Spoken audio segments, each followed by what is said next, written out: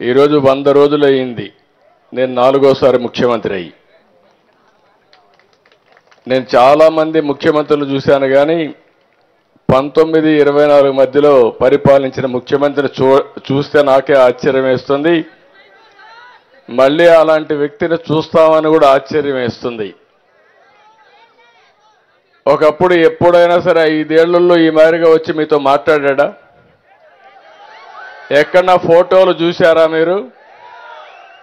ఎక్కడన్నా కానీ 10 మందితో మాట్లాడి సమస్యల పరిష్కారం చేసిన అలవాటు ఉందా? ముఖ్యమంత్రి వస్తున్నాడంటే నాకే ఆశ్చర్యం వేసేది. ముందు పరదాలు కట్టేసేవాళ్ళు. అక్కడి నుంచి ఆయన ఆకాశంలో తిరిగినా, హెలికాప్టర్లో వచ్చినా కిందన చెట్లన్నీ నరికేసేవాళ్ళు.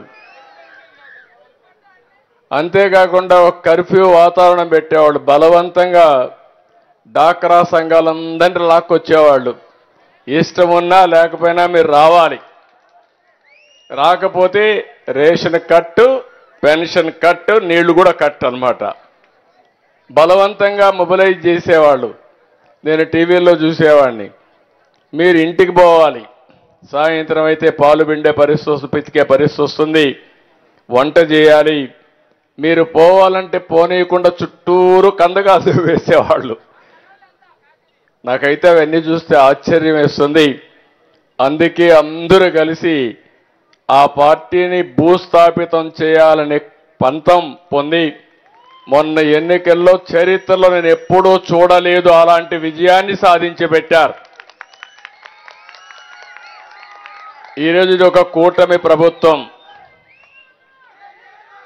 కూటమి ప్రభుత్వంలో మేము ఒకటే నిర్ణయం చేసుకున్నాం. నేను కానీ, మా మిత్రుడు జనసేన అధ్యక్షుడు పవన్ కళ్యాణ్ కానీ,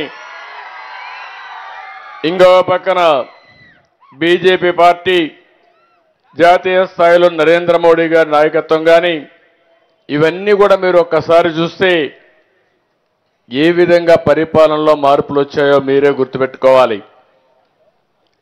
ఈ 100 రోజుల్లో నా అనుభవాలన్నీ ఒకసారి మాట్లాడతాను. ఈరోజు నేను వచ్చినప్పుడు 3 ఇండ్లకి వెళ్ళాను. నేను వచ్చింది ఇక్కడికి నేరుగా మీ సమస్యలు తెలుసుకోవాలని, మీతో నేరుగా మాట్లాడాలని, సమస్యల్ని అర్థం చేసుకొని సమస్యలు